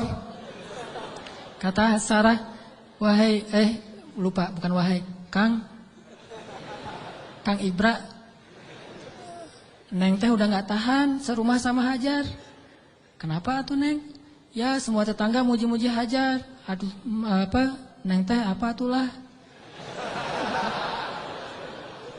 Oh ya udah, minta lagi petunjuk Allah. Akhirnya Allah kasih perintah. Perintahnya apa? Pindah rumah. Tapi nggak tanggung-tanggung. Pindah kota, pindah negara dari Palestina ke Saudi Arabia. Dulu namanya Bakkah. Wahai Ibrahim, bawa Hajar dan anakmu ke sebuah lembah Bakkah. By the way, perjalanan dari Palestina ke Mekah butuh waktu 2 jam naik pesawat. 2 jam naik pesawat itu kurang lebih dari Jakarta ke Medan atau Jakarta Surabaya. Tapi Ibrahim tidak naik pesawat, tidak naik buruk, tidak naik onta, nggak naik kuda, jalan kaki. Apakah Hajar protes? Kemana Kang Ibra? Pokoknya ikut aja lah, gitu. Oh iya, udah ikut aja. Nggak pernah nanya kemana, ini saya aja tadi nanya. Nggak pernah nanya kemana ya Ibrahim, nggak. Kata Ibrahim, ya Hajar, dapat perintah dari Allah, kita ke lembah Bakkah. Ikut, ya sami'na wa ata'na. Nggak pernah nanya kemana, nggak pernah naik apa, terus bekalnya gimana, terus nggak ada rest area yang di mana aja, di kilometer berapa. Nggak, udah aja jalan gitu. Coba bayangin suami bawa istri, kadang-kadang kesasar muter-muter, istrinya langsung, wah papa nggak tahu jalan, pakai ini atuh GPS. Nggak sabar ya. Atau suami ngajak jalan kemana gitu, udah mama turun di mall ini aja, nanti dijemput lagi gitu kan, minta dijemput di mall. Kalau Hajar nggak. Mau naik apa, kemana, sami'na wa ata'na kepada suami. Ini supaya Allah percaya sama Ibrahim dan Hajar. Jalan, kira-kira dari dari Jakarta ke Surabaya jalan kaki berapa lama? Atau naik skateboard aja deh. Jalan kaki berapa lama? Tebak aja deh, 1 bulan ya. Perjalanan 1 bulan. Gak ada rest area sama sekali. Makanannya apa yang dibawa sebagai bekal? Roti keras yang kalau dimakan itu harus direndam dulu dengan air. Saking kerasnya roti supaya awet gitu. Jadi kalau udah sampai di oasis kecil, Nabi Ibrahim turun duduk bersama istrinya, bersama bayinya, rendam roti dulu sambil ngobrol-ngobrol. Wah, padang pasir. Ya iyalah, apalagi gitu. Direndam nih roti sampai akhirnya rotinya udah agak lembut, makan. Hajar ngasih ke anaknya. Udah gitu jalan lagi, sebulan bayangin. Gak pernah nanya, kemana sih Ibrahim? Ini nyasar kemana sih kita? Gak bawa peta gitu? Enggak sama sekali, jalan aja. Sami'na wa ata'na. Begitu sampai di sebuah lembah. Yang kata Allah, biwadin ghairi dhi zar'in 'inda baitikal muharram. Di sebuah lembah yang tidak ada pohon apapun. Pohon yang di tempat lain di padang pasir aja tumbuh, ini gak tumbuh sama sekali, saking tandusnya. Udah sampai di lembah itu. Kemudian Ibrahim mengatakan, disinilah tempat kita. Ini rumah kedua kita. Hajar nggak pernah banding-bandingin. Rumah Sarah enak tuh di Palestina. Kok saya ditaruh di sini? Enggak. Udah, oh iya, tinggal di sini teman Ismail. Dan nggak ngomong-ngomong juga, ini gara-gara Hajar, gara-gara Sarah nih. Nggak nyalahin Sarah, nggak nyalahin Ibrahim. Sami'na wa ata'na. Buktikan itu, biar Allah percaya sama kita. Kalau Allah percaya, Allah nggak akan ngecewain kita. Sami'na wa ata'na. Ya Ibrahim, ya tinggal di situ aja.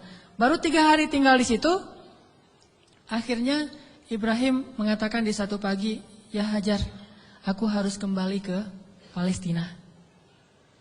Baru di situ Hajar tanya, setelah sebulan gak nanya apapun, taat aja. Baru ketika mau ditinggal di lembah yang gak ada air sama sekali, cuma ada air di dalam tempat dari kulit yang mereka punya, dan itu hanya bertahan 1 hari lagi. Tiba-tiba Ibrahim bilang mau pergi ke Palestina lagi, baru di situ Hajar bertanya dengan lembut sekali. Ya Ibrahim, kenapa kamu meninggalkan kami di sini? Nanyanya gitu. Mendengar pertanyaan ini Ibrahim gak tega dan langsung pergi. Gak menjawab, gak ngelihat, pergi aja. Melihat suaminya pergi, anaknya lagi digendong. Ibrahim Hajar nggak pernah mengatakan kamu tega sama saya. Kalau kamu tega sama saya minimal jangan tega dong sama bayi saya. Sinetron banget ya. Ini sama bayi saya nih, bayi kita Ibrahim. Ini hasil cinta kita berdua gitu kan. Nggak sama sekali, nggak baper lah.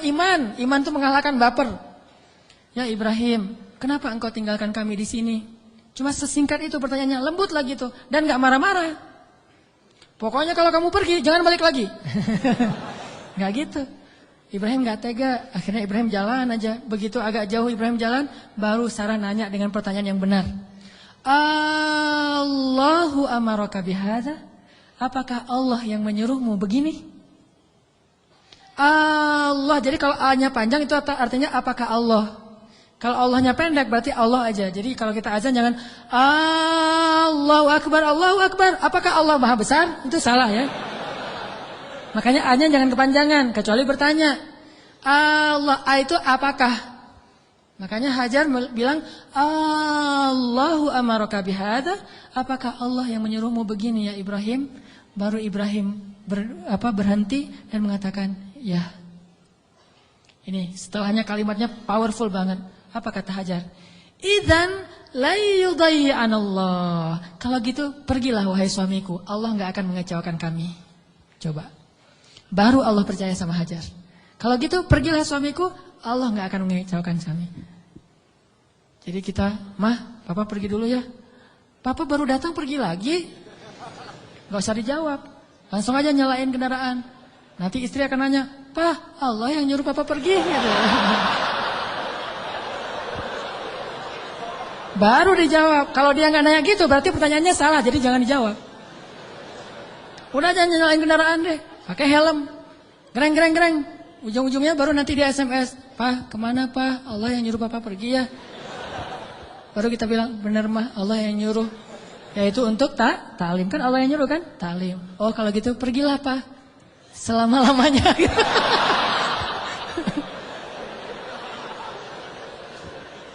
Allah nggak akan mengecewakan kami, kata Hajar teh. Idzan la yudayyi'anallah. Kalau gitu Allah tidak akan mengecewakan kami. Itu kata kuncinya tuh. Dan itu nggak ngomong dengan gombal ke Allah. Allah Maha tahu isi hatinya Hajar radhiyallahu anha. Makanya Allah percaya banget sama Hajar. Akhirnya pergilah Ibrahim. Nggak ngomong, ya suamiku jangan lupa kirim SMS ya. Udah sampai di mana kan khawatir gitu. Jangan lupa kirimin bekal setiap bulan 10 juta aja, gak usah banyak-banyak. Nggak ada bekal. Tahu berapa lama Ibrahim meninggalkan Hajar di situ? 13 tahun. Nggak ada kabar, nggak ada apa-apa. 13 tahun. Kalau kita mah baru keluar 13 jam mungkin. Wah udah curiga nih. Gak pulang-pulang 13 jam. Jangan-jangan pingsan lagi. 13 tahun gak pulang-pulang. Hajar ditinggalkan dengan air hanya bertahan 1 hari aja. Udah gitu Hajar gendong anaknya Ismail tinggal di situ berdua aja di tengah padang pasir. Gelap banget kalau malam dingin, kalau siang panas banget. Dinginnya itu saya karena lama tinggal di padang pasir. Gini-gini saya ini orang padang pasir ya. Jadi kalau malam dinginnya tuh sampai kayak jarum nusuk-nusuk ke kulit. Itu di padang pasir, dinginnya malam. Kalau pagi, kalau siang panasnya itu kayak kita dibakar. Ekstrim, bawa bayi. Hari pertama masih aman, masih bisa minum, rotinya direndam. Hari kedua habis air, Ismail menangis. Panik kan? Ini gimana nih? Air cari di mana? Lari-lari yang kita tahu, naik ke atas bukit. Di mana ada burung yang kalau ada burung berarti pertanda ada air. Nggak ada burung, tapi ngelihat genangan air, turun lari. Karena pengen mendapatkan air buat anaknya yang masih kecil. Sayang banget sama Ismail. Pas turun lari ternyata nggak ada apa-apa. Naik lagi ke bukit berikutnya yang namanya Marwah. Turun mondar-mandir. Kenapa sampai 7 kali di tempat yang sama? Saking paniknya. Ismail terus dari kejauhan terdengar suaranya menangis. Pas Hajar sampai di bukit Marwah, suara tangisan itu hilang.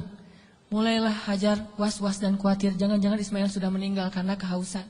Akhirnya Hajar berlari ke arah Ismail. Ketika dia mendekat, dia melihat seorang laki-laki bertubuh yang gagah gitu. Dia pakai baju jubah berwarna putih, dia pakai sorban berwarna putih, seperti saya pulang dari masjid. Malaikat, kalau ini malaikat beneran. Kalau tadi kata anak kecil, oh malaikat lewat gitu. Kalau ini malaikat beneran. Dan dia memberi minuman kepada Ismail. Dialah Jibril alaihissalam. Tapi Hajar kan nggak tahu itu Jibril, dikirain orang yang mau perdagangan manusia atau apa gitu. Datang Hajar ke arah Ismail, tiba-tiba laki-laki itu menghilang, namanya juga malaikat, tling gitu aja hilang gitu. Udah hilang, dilihat di bawah kaki Ismail ada mata air yang kita sebut Zam-Zam. Minumlah, mulailah peradaban di situ. Dan Zam-Zam ini mata air paling ajaib di dunia. Paling berkah, seberkah susu ibu kepada anaknya. Kenapa saya bilang berkah? Dia keluar sesuai dengan kebutuhan. Ketika jamaah haji ramai di kota Mekah sampai 3 juta orang, mereka tidak kekurangan air Zam-Zam. Masing-masing minum, setiap datang ke masjid minum Zam-Zam. Pulang dari masjid minum Zam-Zam. Pulang ke kampung halaman bawa Zam-Zam 1 liter, 5 liter, 10 liter. Kan? 3 juta orang tapi nggak pernah kurang dan nggak pernah kering air Zam-Zamnya.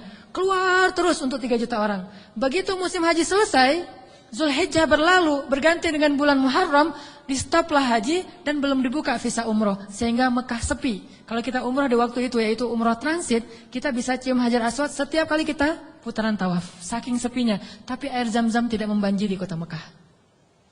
Kalau lagi rame, keluar banyak. Kalau lagi sedikit, keluar sedikit. Air yang sangat berkah. Keajaiban dari Allah. Akhirnya tinggallah di situ. Yang luar biasa, 13 tahun tidak dijenguk oleh suaminya, Hajar nggak pernah ngejelek-jelekin ayahnya Ismail di hadapan Ismail. Kamu harus tahu, kamu nggak boleh seperti ayahmu nanti kalau udah gede.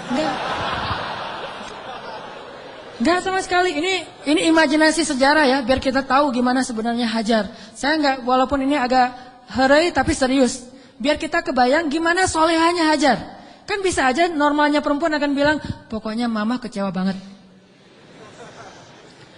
Jangan sampai kamu mengulangi ini kepada istrimu. Hati perempuan. Gak pernah ngomong kayak gitu. Padahal pantas gak sih Hajar kecewa? Pantas ya. 13 tahun gak ada berita. Dan secara fikih itu udah bisa meminta cerai loh.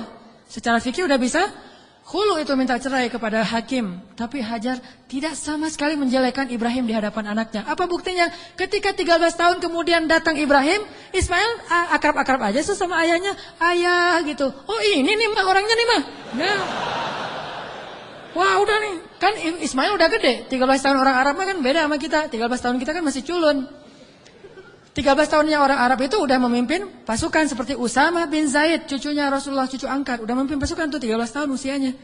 Jadi udah gagah, dan bahasa Allah itu ketika Ismail sudah berusia sebaya, artinya udah gagah gitu. Coba, Ibrahim waktu itu usianya berapa? 101 tahun. Ketemu kakek-kakek 101 tahun, mah yang mana orangnya? Ini. Kan bisa aja kan? Enggak. Mah, siapa itu? Itulah ayahmu Ibrahim, wahai Ismail. Ayah, langsung datang, cium tangannya. Ayah, gitu. Enggak ada seuzon sama sekali. Itu hasil pendidikan Hajar yang luar biasa loh kepada anaknya. Dan bukti yang lebih berat lagi, 3 hari kemudian, Ibrahim mimpi menyembelih anaknya. Dan tahukah kita apa jawaban anak itu? Wahai ayahku tersayang. Bahasanya, ya abati. Bukan, ya terserah ayah deh.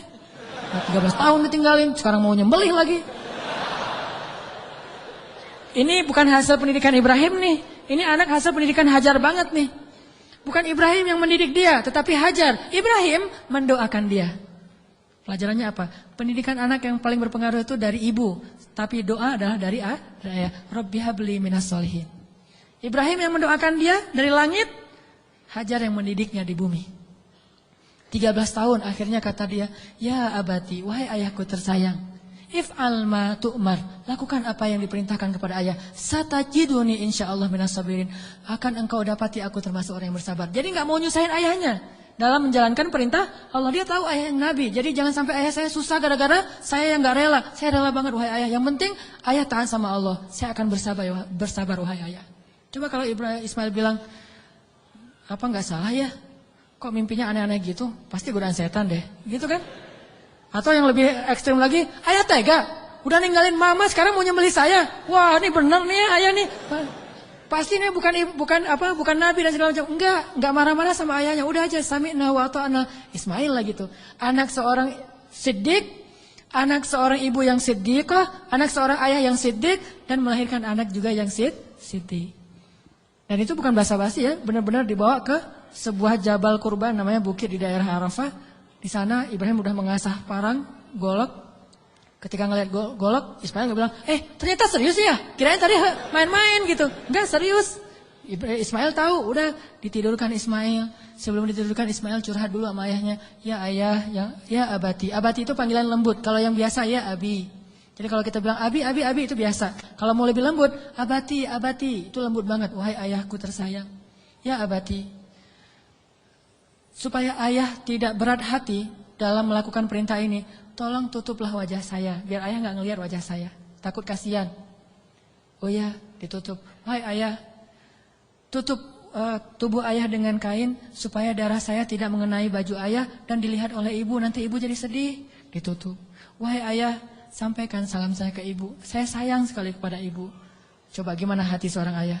Terakhir, ayah tajamkan pisau itu supaya memudahkan saya. Berarti yakin banget kan?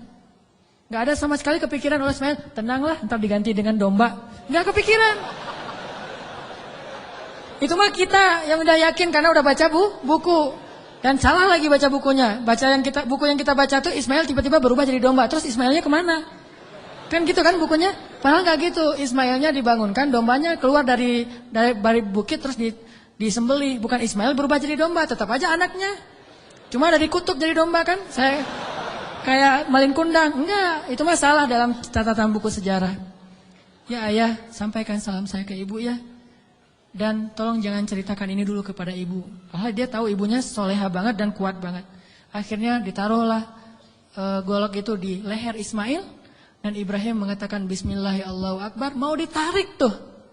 Yakin dan Allah tahu isi hati Ibrahim. Mau ditarik. Ismail udah pasrah aja. Udah ini terakhir kali saya hidup di dunia. Baru ketemu 3 hari dengan ayah saya. Pas mau ditarik, Allah tahan tangannya Ibrahim seperti orang stroke. Gak bisa gerak gitu. Baru Allah berfirman. Ya Ibrahim, qad saddaqatar ru'ya. Engkau sudah membenarkan perintah. Allah udah percaya sama Ibrahim sekarang. Ditahan. Akhirnya kata Allah, angkat Ismail. Ini adalah balaun mubin. Inilah ujian yang berat untuk melihat siapa yang benar-benar beriman. Gitu cara Allah percaya sama kita. Lewat ujian hidup kita, lewat masalah-masalah kita. Apakah kita masih yakin sama Allah?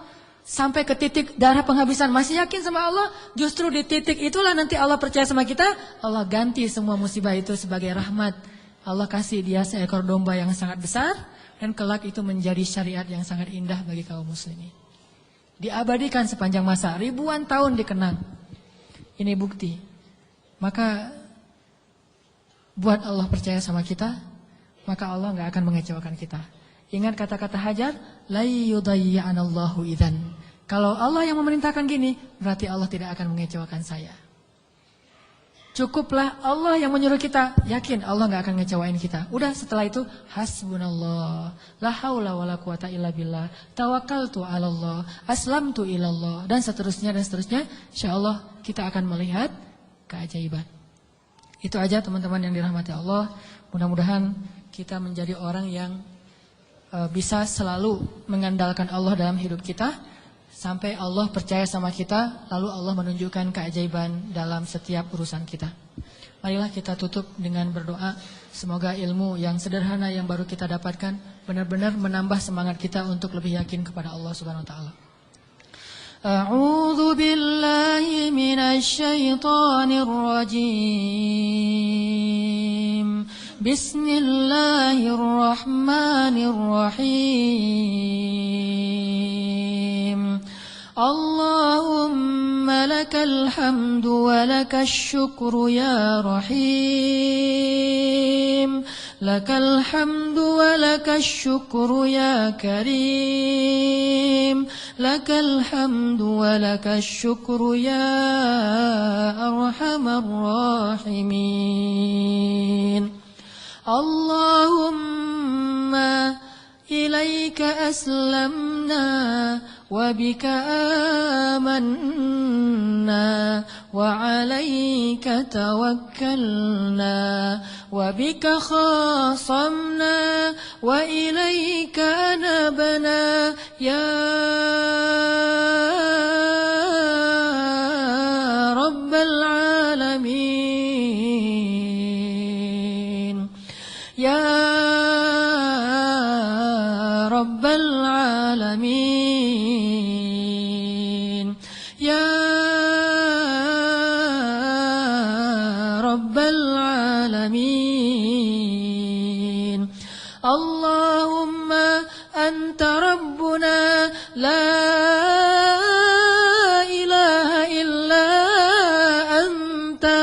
خلقتنا ونحن عبادك يا خالق يا خالق يا خالق يا رازق اللهم أسلمنا إليك أنت الحي القيوم أنت الذي لا تأخذه سنة ولا نوم أنت الخالق يا الله بيدك الخير يا الله أنت الذي على كل شيء قدير Ya Allah, segala kebaikan ada di tangan-Mu ya Allah. Ya Allah, Engkaulah yang maha pemurah ya Allah. Ya Allah, Engkaulah yang maha pengasih ya Allah. Ya Allah, tidak ada yang susah dan sulit bagimu ya Allah. Engkau maha kuasa atas segala sesuatu ya Allah. Engkau hanya mengatakan kun, maka segalanya menjadi seperti kehendak-Mu ya Allah. Ma syi'ta kan wa ma lam tasya lam yakun ya Allah. Apa yang Engkau kehendaki pasti terjadi, dan apa yang tidak Engkau kehendaki tidak akan terjadi ya Allah. Kami yakin kepada kebesaran-Mu ya Allah. Kami yakin tidak ada hal yang mustahil bagimu ya Allah. Tidak ada hal yang mustahil satu pun di muka bumi ini, di langit dan di bumi bagimu ya Allah. Engkaulah yang telah menciptakan langit yang maha luas, yang bahkan kami belum tahu di mana tepi dari langit itu ya Allah. Engkaulah yang telah menciptakan bintang-bintang yang sangat banyak, bahkan kami tidak sanggup menghitung jumlahnya ya Allah. Engkaulah yang telah menciptakan setiap butir-butir yang ada di dalam tanah, yang kemudian tumbuh menjadi tanaman, menjadi pohon yang besar, lalu memberikan buah-buah yang ranum kepada kami. Engkaulah yang telah memberikan janin di dalam rahim para perempuan-perempuan yang Engkau kehendaki, yang dengan itu Engkau menciptakan manusia dengan bentuk yang sempurna. Engkaulah yang maha kuasa atas segala sesuatu ya Allah. Engkau memberikan rezeki kepada siapa yang Engkau kehendaki. Tidak ada yang bisa menghalanginya. Tidak ada seorang pun ya Allah. Engkau punya segala cara. Bahkan kadang Engkau tidak perlu cara untuk memberikan kebaikan kepada hamba-Mu. La haula wa la quwwata illa billah. Tidak ada daya dan upaya kecuali Engkau ya Allah. Tidak ada daya dan upaya bagi kami kecuali dengan pertolongan dari-Mu ya Allah. Iyyaka na'budu wa iyyaka nasta'in. Wa iyyaka nasta'in. Wa iyyaka nasta'in. Ya Allah, sesungguhnya salat kami, ibadah kami, ruku dan sujud kami, hidup kami persembahkan untuk-Mu ya Allah. Ajarkan kami untuk tulus dalam mengatakan kalimat yang mulia itu ya Allah, sehingga benar-benar kami menyerahkan hidup dan mati kami kepada-Mu ya Allah. Inna salati wa nusuki wa mahyaya wa mamati lillah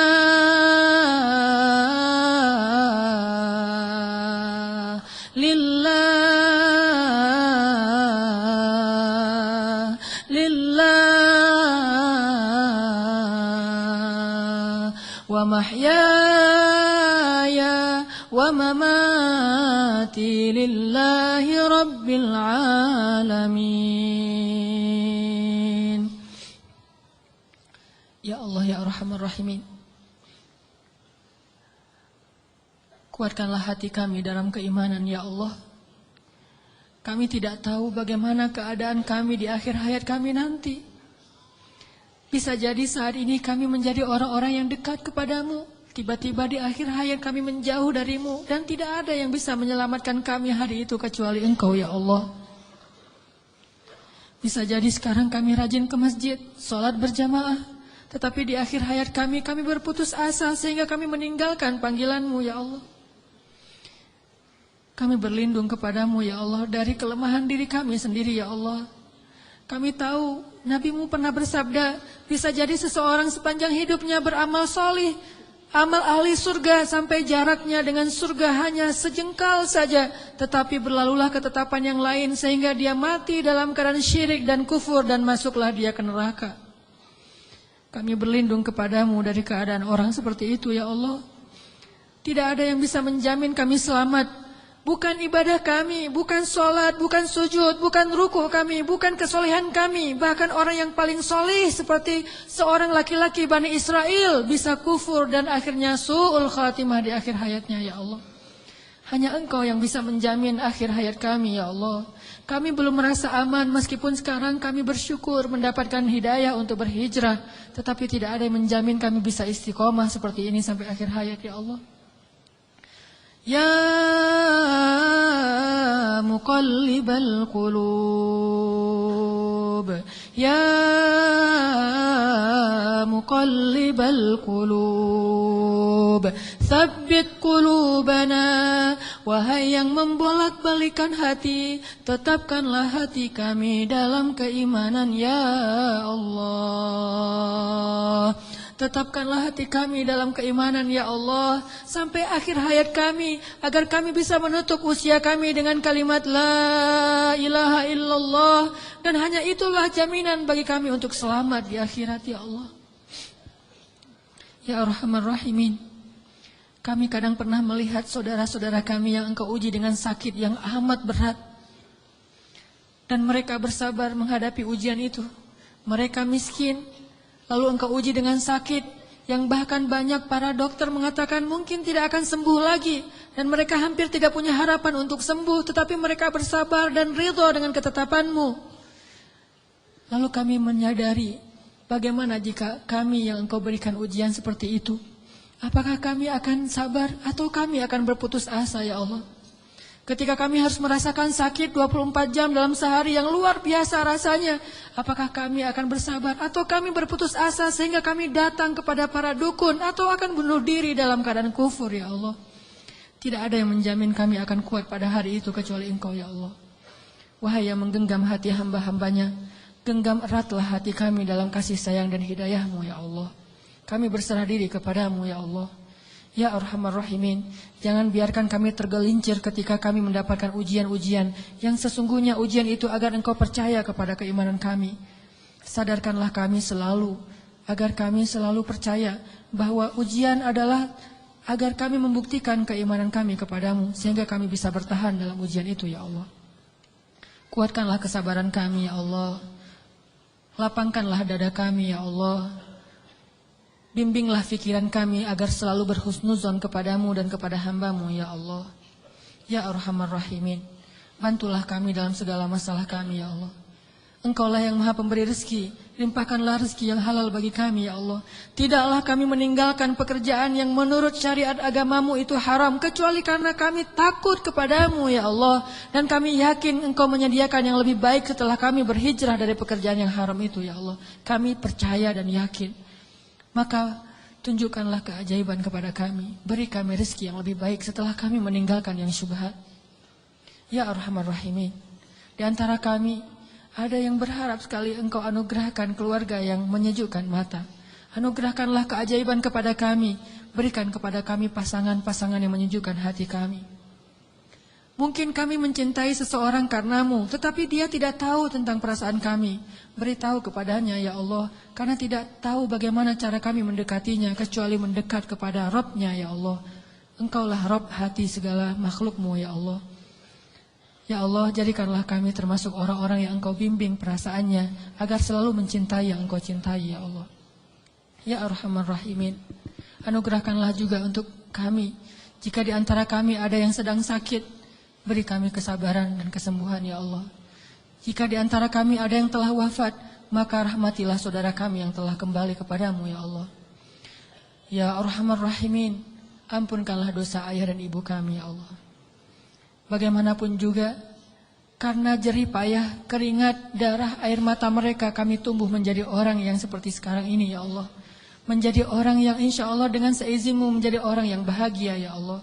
Karena perjuangan orang tua kami lah akhirnya kami bisa hidup layak ya Allah. Walaupun kami sering mengkufur dan mengingkari kebaikan orang tua kami ya Allah. Ya Arhamar Rahimin, kami tidak sanggup membalas kebaikan orang tua kami. Kami hanya mampu mendoakan kebaikan untuk mereka ya Allah. Ampunkanlah dosa ibu kami ya Allah. Ampunkanlah dosa ayah kami ya Allah. Ampunkanlah dosa guru-guru kami ya Allah. Ampunkanlah dosa pasangan kami, suami dan istri kami ya Allah. Ampunkanlah dosa anak-anak kami ya Allah. Ya Arhamar Rahimin, tunjukkanlah mujizat-Mu untuk kaum muslimin di Gaza.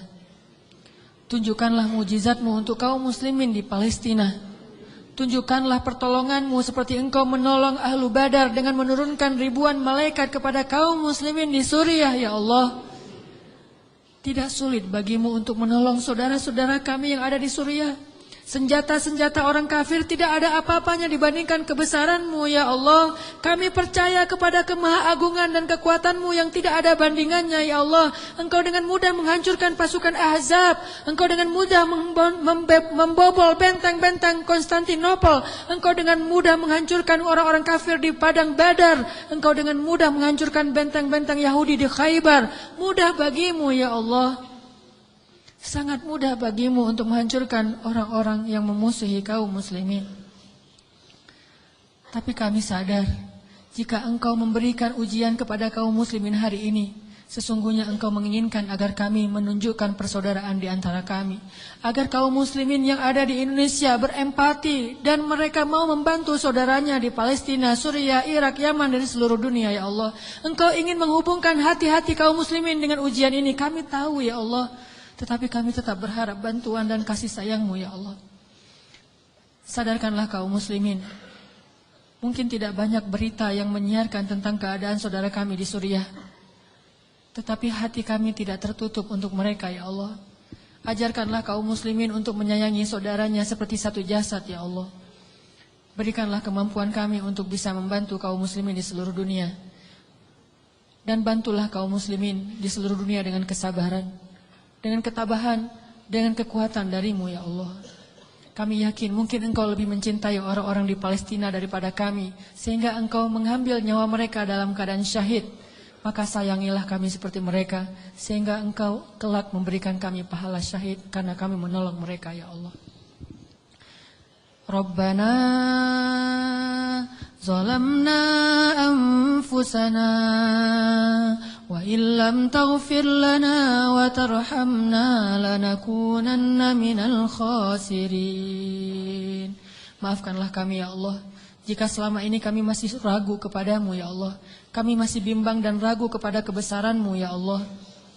Mulai sekarang kami akan belajar yakin kepadamu. Belajar selalu mengandalkan-Mu dalam segala urusan kami. Kami tidak akan bergantung kepada makhluk.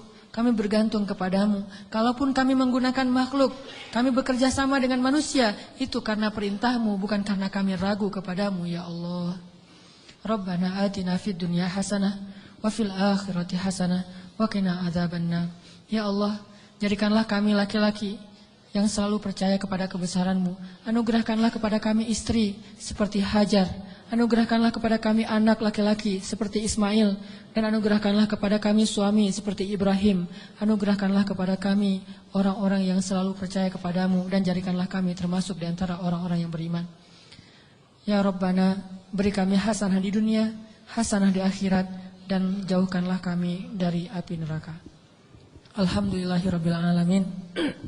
Teman-teman yang dirahmati Allah, setelah kajian ini, oleh-oleh yang kita bisa bawa pulang, selalulah mengandalkan Allah dan bersabarlah dengan ujian.